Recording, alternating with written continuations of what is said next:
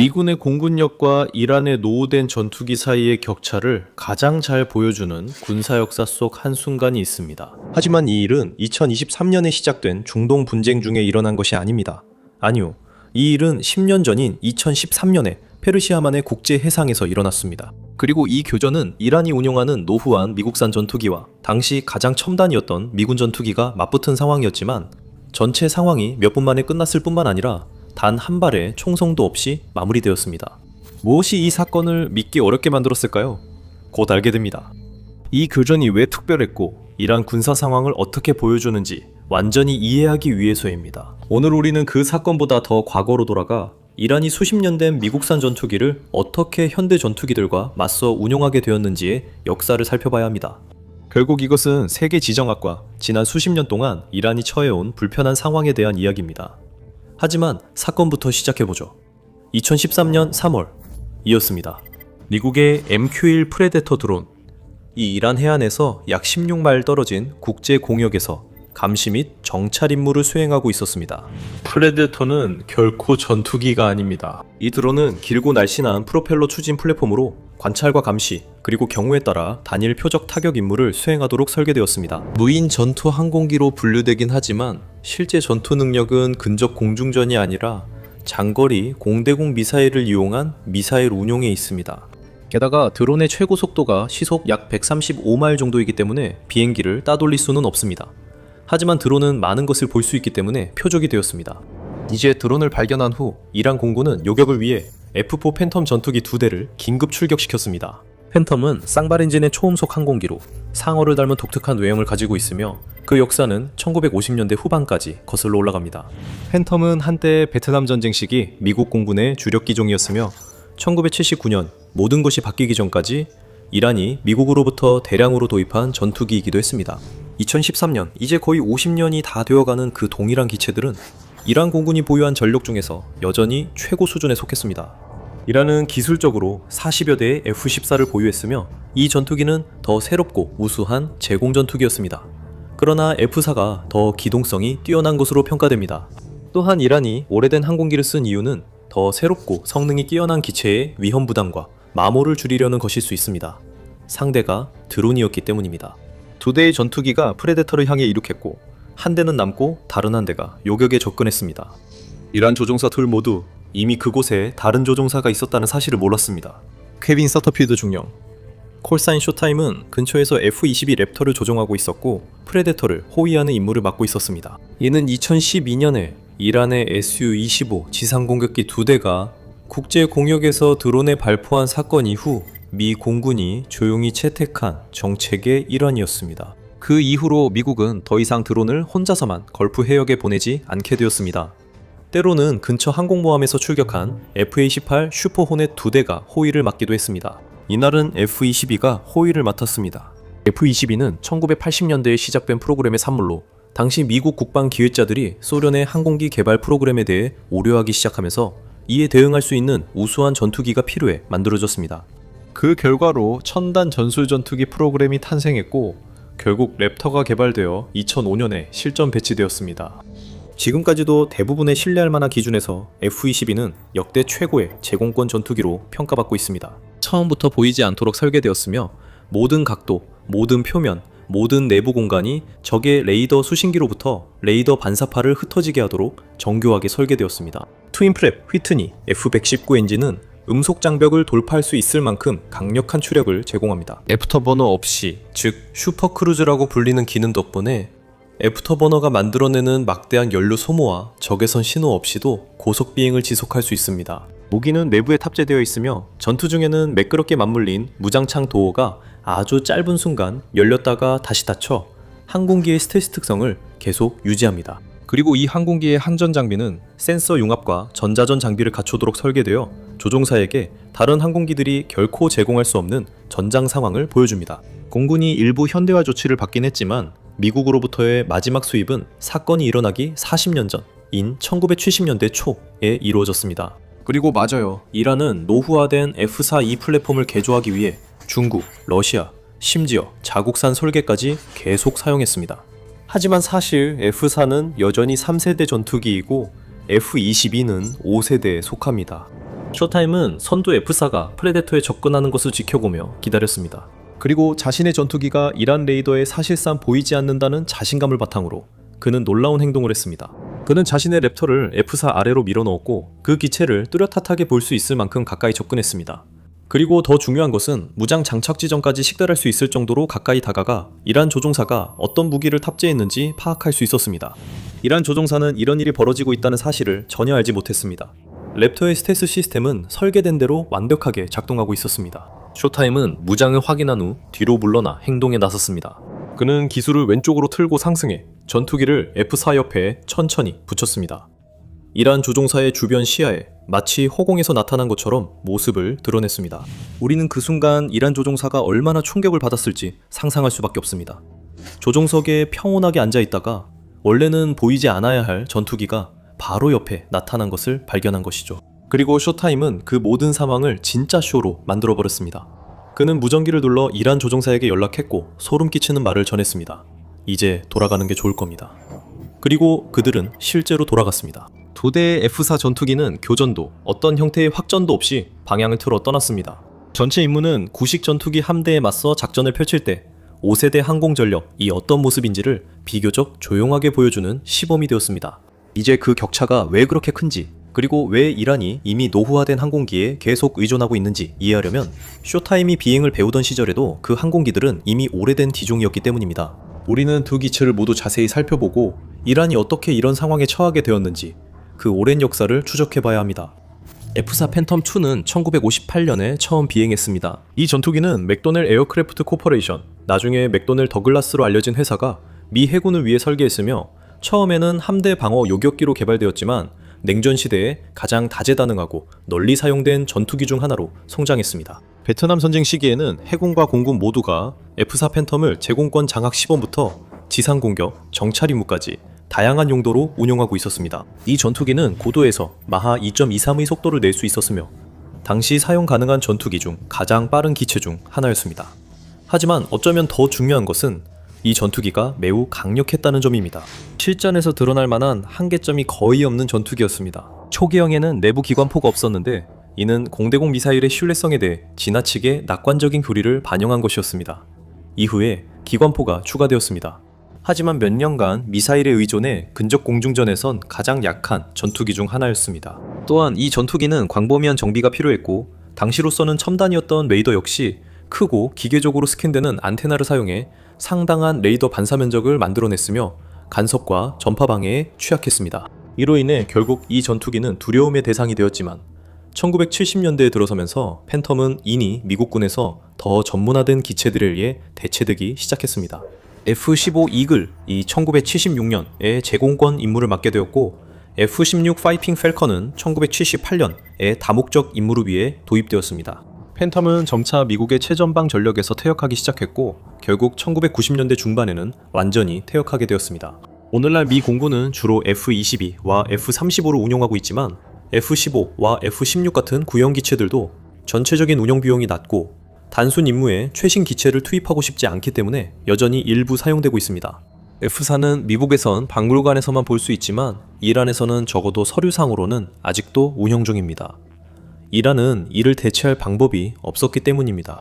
비교하자면 F-22 랩터는 60년에 걸친 항공공학의 발전을 집약한 기체입니다. F-22의 레이더 반사 면적은 대략 강철구슬 정도로 추정되며 이는 현대 4세대 전투기조차 적 레이더에 노출되는 면적의 극히 일부에 불과합니다. 팬텀과 비교하면 거의 상상할 수 없을 정도로 줄어든 수치입니다. F-22의 센서 융합 시스템은 자체 레이더, 수동 적외선 센서, 그리고 다른 항공기와 지상기지에서 데이터 링크로 들어오는 정보를 통합합니다. 이 시스템은 조종사에게 여러 시스템의 원시 데이터 대신 통합된 종합 상황 정보를 제공합니다. 이 전투기의 표적 지정 시스템은 여러 표적을 동시에 추적하고 내부 무장창에서 AIM-120, AMRAAM 미사일로 장거리 교전을 적 항공기에 거의 탐지되지 않고 수행할 수 있습니다. 가시거리 밖 교전 상황에서는 이란 F-4 조종사는 미사일이 이미 발사된 후에야 F-22가 같은 영공에 있었다는 사실을 알 수도 있습니다. 또한 근접전에서도 랩터는 압도적 우위를 자랑합니다. 추력 편향 노즐 덕분에 엔진 배기구의 방향을 조종해 비행기의 자세를 속도와 상관없이 제어할 수 있어 저속에서도 뛰어난 기동성을 발휘합니다. 만약 F4가 F-22와 근접 선회전에서 맞붙는다면 F-22의 훨씬 더 공격적인 기동에 의해 즉시 밀려날 것입니다.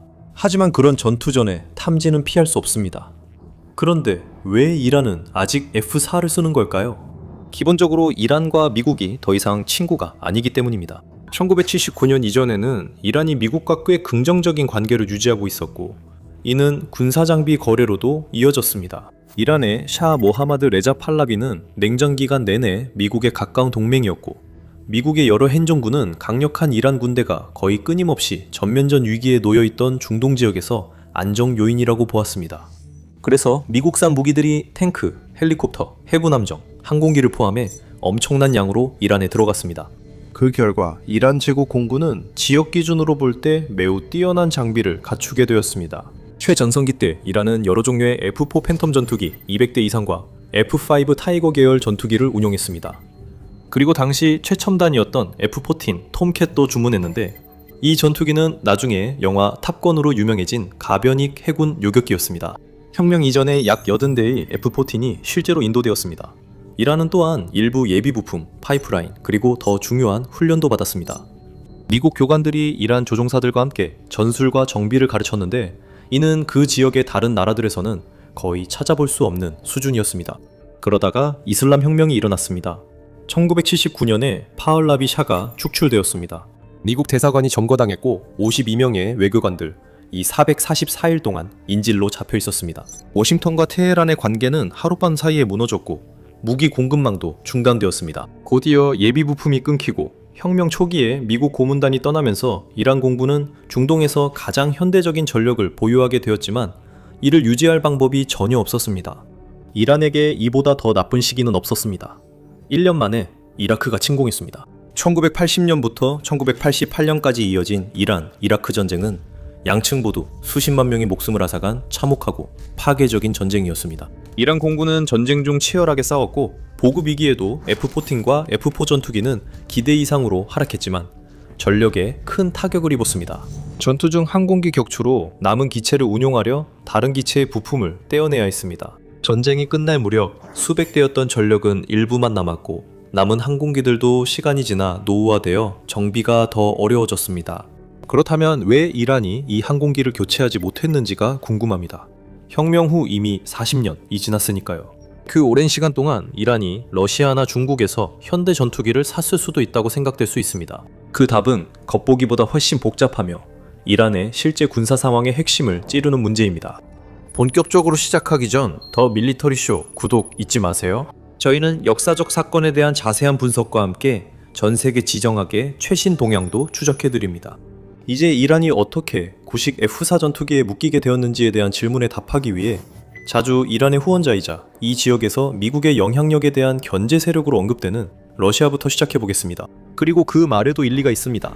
러시아는 S-300을 포함한 지대공 미사일 시스템을 이란에 판매했으며 이는 이란의 지상 기반 방공망을 크게 업그레이드 시켰습니다. 러시아와 이란의 이해관계는 시리아에서도 일치하여 이스라엘을 둘러싼 서방 질서에 맞서고 있습니다. 하지만 이 관계에는 종종 간과되는 중요한 한계가 있습니다. 러시아는 이란에 현대식 전투기를 판매하는데 매우 소극적이었습니다. 그 이유는 전략적입니다. 모스크바는 자체적인 지역 이익을 균형 있게 유지해야 하기 때문입니다. 1990년 이후 이스라엘은 러시아 천연가스의 주요 구매자였습니다. 이 추세는 2022년 제재 이후에야 끝났습니다. 이는 이스라엘이 모스크바에 영향력을 가질 수 있음을 뜻했습니다. 이란의 현대식 전투기를 제공하는 것은 이스라엘, 걸프 국가, 그리고 러시아의 더 넓은 외교적 입지에 심각한 복잡성을 초래할 것입니다. S-300 판매 자체도 바로 이런 종류의 압력 때문에 수년간 지연되었습니다. 그리고 믹-29나 SU-30과 같은 전투기는 이란의 공군력을 진정으로 현대화시켜 그 결과 간접적으로 이스라엘에 더 큰 압박을 가하게 될 것입니다. 러시아도 이 지역의 서방 열강들을 사실상 조심스럽게 다뤄야 합니다. 미국과 동맹국들이 러시아가 중동에서 선을 넘었다고 판단하면 러시아는 더 많은 제재를 받을 수 있었습니다. 이 모든 것은 2014년에는 이미 의미가 없어졌지만 그 전까지는 이런 분위기였습니다. 2022년 러시아는 이란에 SU-35 전투기 공급을 원칙적으로 합의했습니다. 2025년 기준 실제 운용 가능한 항공기 인도 소식은 확인되지 않았습니다. 일부 유출 문서에 따르면 러시아는 2025, 2027년 인도 예정인 최대 16대 항공기를 이미 대금 수령 후 제작 중이었습니다. 하지만 우크라이나 전쟁의 상황으로 인해 러시아의 군사장비 수출은 다른 어떤 국가에게도 훨씬 더 복잡해졌습니다. 중국도 마찬가지로 비교적 구식 시스템을 제한된 수량만 공급해왔습니다. 이란은 자체적으로 히사쿠사라는 항공기를 개발하려고 시도해왔습니다. 미국의 F-5에서 파생된 것으로 주장되는 경전투기가 상당한 홍보와 함께 공개되었습니다. 국립평가에 따르면 이 전투기는 F-5보다 뛰어난 성능을 거의 제공하지 않습니다. 이란은 또한 기존의 F-14와 F-4 전투기를 현지에서 조달한 부품과 개조를 통해 업그레이드하려고 시도해왔습니다. 하지만 기본적인 기체는 여전히 1979년 이전에 인도된 것과 동일합니다. 어떤 개조를 하더라도 사실상 새로운 항공기를 만들지 않는 한 1960년대에 설계된 전투기의 공기역학, 레이더 반사 단면적, 핵심 시스템 아키텍처를 제대로 업그레이드할 수는 없습니다. 그 결과 이 공군은 여전히 F-4 팬텀, F-14 톰캣, F-5 타이거, MiG-29 그리고 중국산 F-7 등을 보유 목록에 올리고 있습니다. 하지만 실제로는 그중 극히 일부만이 전투에 투입할 수 있을 정도로 운용되고 있습니다.